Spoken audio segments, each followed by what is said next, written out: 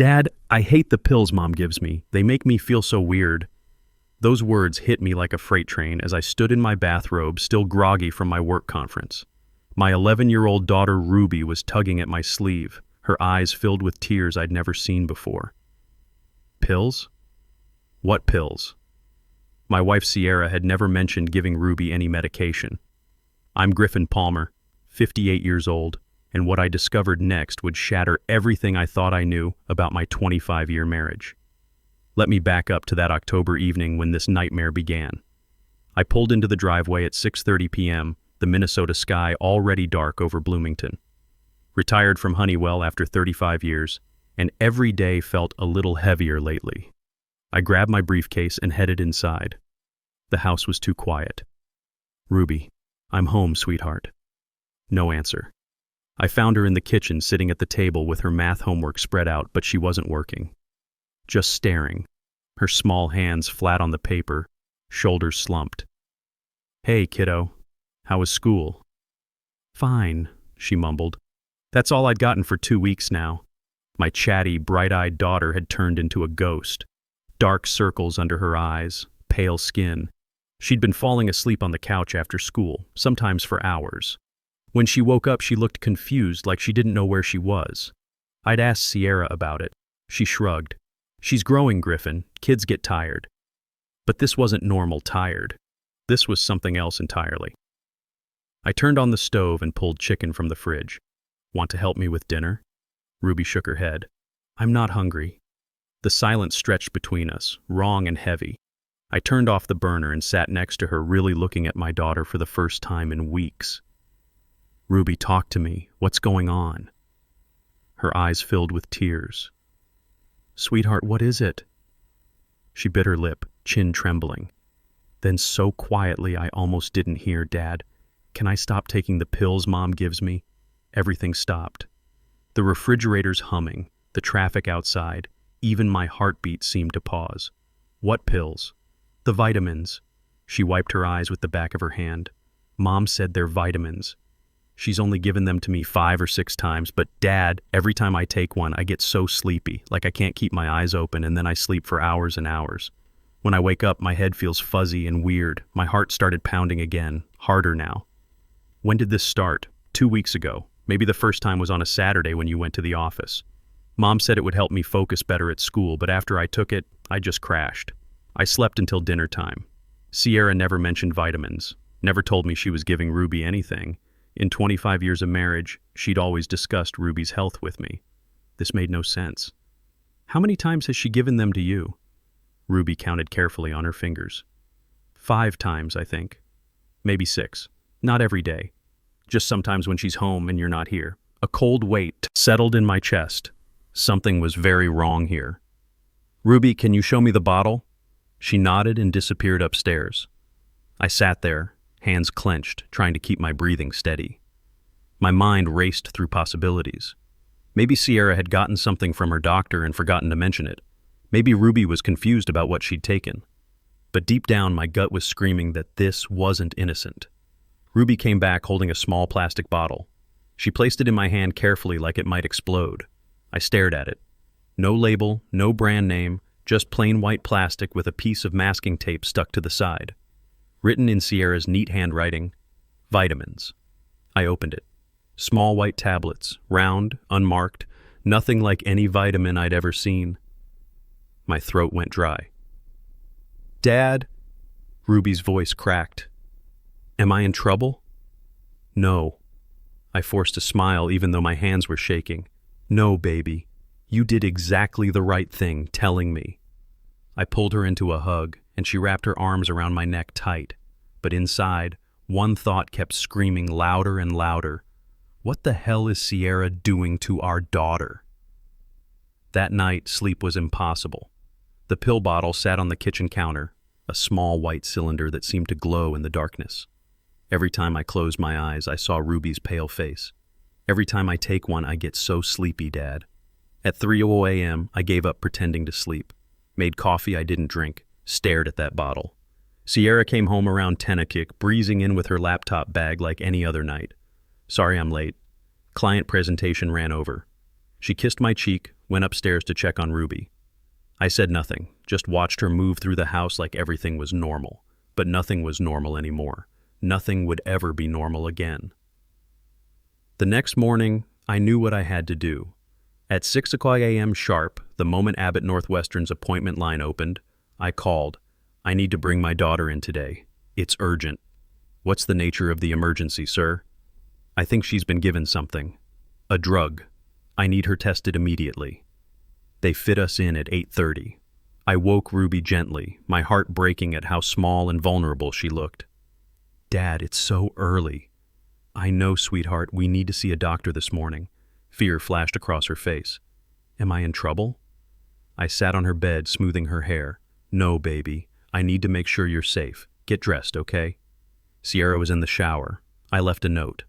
Taking Ruby to doctor's appointment. Explain later. I didn't trust myself to say more. I didn't trust myself to be in the same room with her. Abbott Northwestern was 15 minutes away. Ruby sat quietly clutching her backpack. I wanted to tell her everything would be okay, but I didn't know if that was true. I didn't know anything anymore. Dr. Paige Foster met us in the pediatric wing of Abbott Northwestern. A woman in her 40s with sharp eyes and gray hair pulled back in a professional bun. She shook my hand firmly, and I could see the concern already forming in her expression. Mr. Palmer, what's going on? I explained as calmly as I could manage. Ruby had been exhausted for 2 weeks, sleeping for hours during the day. My wife had given her pills, supposedly vitamins, but they made Ruby extremely drowsy and confused. Dr. Foster's expression darkened with each detail. How many times has this happened? 5 or 6 times, Ruby whispered, her voice barely audible. Over 2 weeks. Do you have the bottle with you? I handed it to her. She examined it carefully, her jaw tightening as she read the handwritten label. This isn't properly labeled. We need a comprehensive toxicology screen immediately. The next hour felt like the longest of my life. They took Ruby to the lab, and I watched through the window as a nurse drew blood from her small arm. Ruby was braver than I was. She didn't cry, just looked away and squeezed my hand. While we waited, I texted Sierra, at Abbott Northwestern with Ruby. Don't worry, we'll call soon. She responded immediately. What happened? Is she okay? Should I come? I stared at that message for a long time before typing back. We'll be home later. 45 minutes crawled by. I sat in that sterile waiting room watching the clock, each minute feeling like an hour. Finally, Dr. Foster emerged holding a computer printout, her face grim. Mr. Palmer, your daughter has diphenhydramine in her system. High levels. Diphen what? It's an antihistamine found in adult sleep aids like Benadryl, but in much higher concentrations. In children, especially at these repeated doses, it causes severe drowsiness, confusion, disorientation, and with continued use. She paused, choosing her words carefully. Potential cognitive damage that could be permanent. The room seemed to tilt. What are you saying? Someone has been giving your daughter adult-strength sedatives. Dr. Foster's voice was controlled, professional, but I could hear the anger underneath. Where exactly did she get these pills? My throat was so dry I could barely speak. From her mother, my wife. Dr. Foster went very still. Her pen stopped moving on the chart. She looked up at me, and I saw something shift in her expression. Professional concern hardening into something deeper. Alarm, maybe even fury. Mr. Palmer, she said quietly, we need to talk about mandatory reporting and next steps. The drive home was surreal. Ruby slept in the back seat, exhausted from the stress and blood draw. I kept glancing at her in the rearview mirror, her small body curled against the door, breathing deep and steady. Potential cognitive damage that could be permanent. Those words echoed in my head like a death sentence. Why would Sierra do this? What possible reason could she have for drugging our daughter? But even as I asked myself that question, a darker thought was taking shape in the back of my mind. What if this wasn't about Ruby at all? What if Ruby was just inconvenient? I pulled into a Best Buy parking lot, my hands shaking. Ruby stirred as I cut the engine. Dad, where are we? Just need to grab something, sweetheart. Be right back. Inside the store, fluorescent lights buzzed overhead. A young employee with a name tag reading Colton approached. Can I help you find something, sir? Security cameras, I said. Something discreet for home monitoring. Colton nodded and guided me to a display case. He pointed to a device disguised as a phone charger. This is our most popular model. Plugs into any standard outlet. Live streams to an app on your phone. Clear audio, 1080p video. You can access the feed from anywhere. I'll take it. Planning to keep an eye on things while you're away? Something like that. 20 minutes later, I found myself parked outside Claire Mitchell's house. Sierra's mother lived in a neat little bungalow with flower boxes under the windows, the kind of place that screamed wholesome grandmother. She opened the door with a warm smile. Griffin and my sweet Ruby. What a lovely surprise. Hi, Claire. I forced my best smile, hating myself for what I was about to do. I hate to ask this last minute, but Sierra and I need to do some repairs this weekend. Lots of dust and noise. Could Ruby possibly stay with you for a few days? Claire's face lit up. Of course, dear. We'll bake cookies, watch movies. It'll be wonderful. Ruby looked up at me, confused. Why can't I stay home, Dad? I knelt down to meet her eyes, my chest tight with guilt. I need to fix some things, honey. Important things. You'll have much more fun here with Grandma Claire. Trust me on this, okay? Okay. She nodded, though I could see the uncertainty in her young face. Claire took Ruby's hand. Come on, sweetheart. Let's get you settled in. We can start on those cookies right away. I watched them disappear into the house, something twisting painfully in my chest. I was lying to everyone now, Claire, Ruby, maybe even myself, about what I might find. But I had to know the truth. The house felt different when I walked back inside. Empty, cold, like a stage set waiting for actors. I stood in our living room, taking in the gray sectional Sierra had insisted on buying 3 years ago, the coffee table where Ruby did her homework, the framed photos scattered around. Our wedding day 25 years ago, Ruby's first birthday, family vacations to the North Shore. Had it all been a lie? Had I been living with a stranger this whole time? I forced myself to focus on the task at hand. I unplugged the lamp beside the sofa and carefully replaced it with the camera charger. It blended perfectly, just another electronic device in a room full of them. I angled it to capture the sofa and the front hallway. Then I opened the app on my phone. The live stream flickered on. Crystal clear picture, crisp audio. I could hear the refrigerator humming in the kitchen. I walked across the room, testing the camera's range. It caught everything. Perfect, I muttered to the empty room.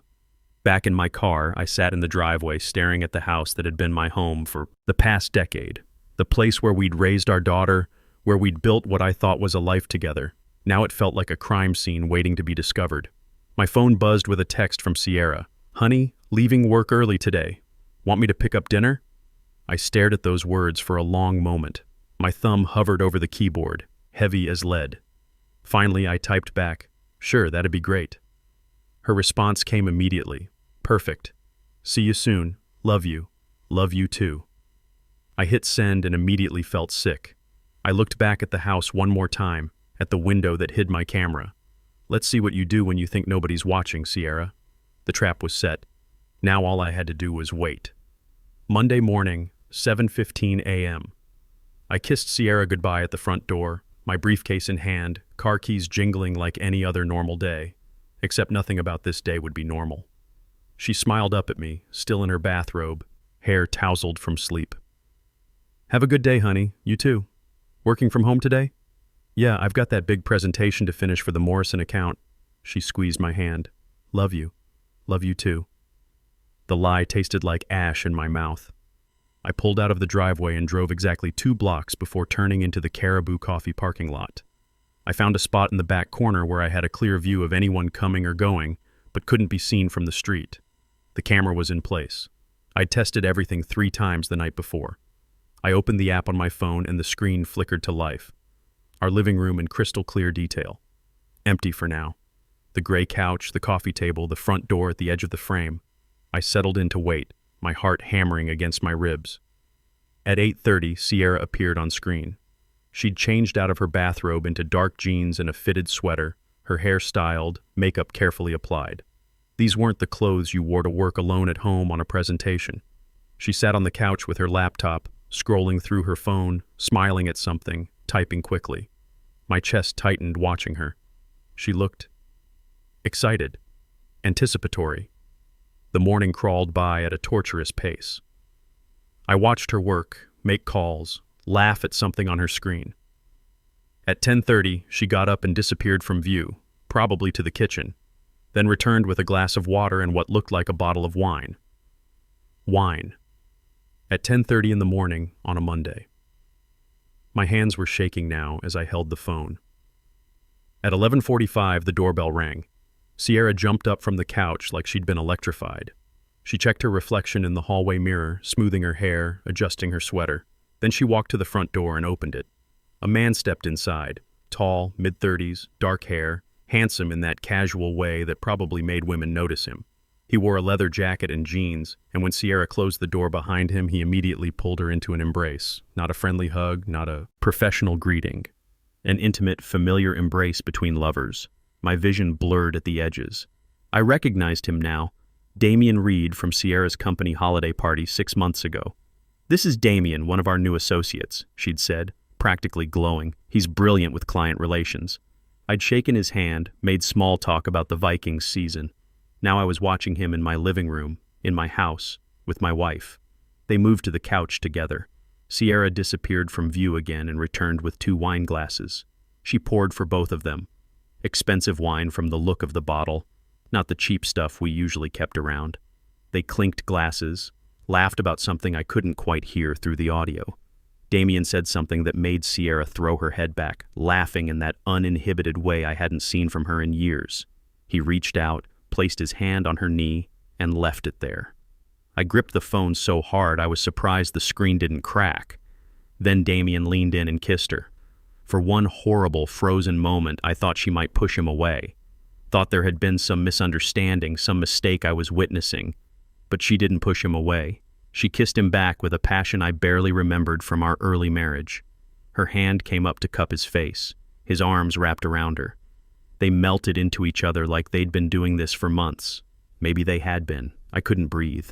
25 years of marriage, 11 years raising Ruby together, late nights when she was a baby, walking the floors singing lullabies, family vacations to the North Shore, Christmas mornings. The way Sierra used to look at me across the dinner table and smile like I was her whole world. All of it had been a lie.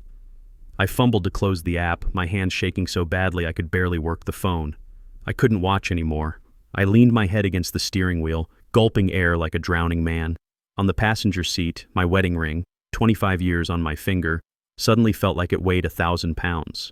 But as the initial shock wore off, something else took its place. A cold, calculating rage that surprised me with its clarity. Now I understood why Ruby was being drugged. It wasn't about helping her sleep or focus. It was about making sure she stayed unconscious while Mommy had her afternoon visits with Damien. My daughter was being poisoned so my wife could have convenient adultery. The next 3 days were the longest of my life.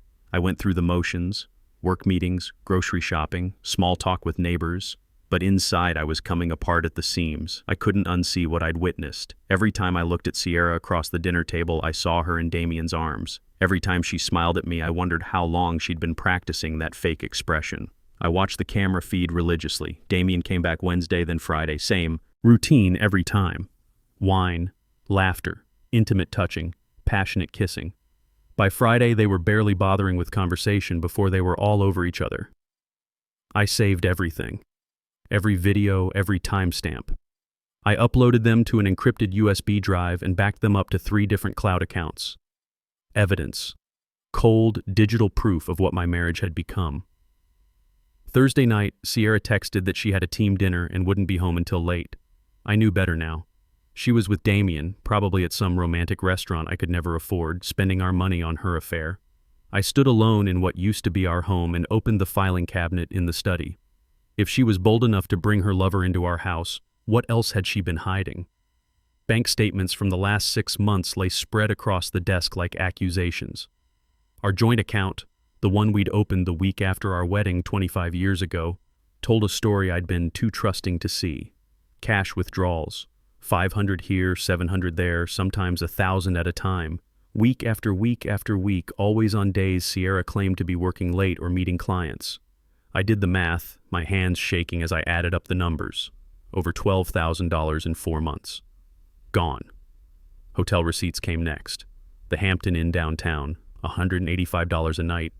Multiple stays over the past few months. Restaurant receipts from places like Spoon and Stable, the bachelor farmer. All the upscale spots I'd always wanted to take Sierra for special occasions, but she'd said were too expensive for our budget. Apparently they weren't too expensive when Damien was paying, or rather, when I was paying without knowing it. The final piece of evidence nearly broke me. Tucked in an envelope at the bottom of the filing cabinet, I found a receipt from Zales Jewelers. $920 for a gold bracelet with custom engraving. I'd never seen Sierra wear it because she hadn't bought it for herself. I sat there staring at that receipt for a long time. $920 of our money we'd been saving for Ruby's college fund, spent on jewelry for her lover.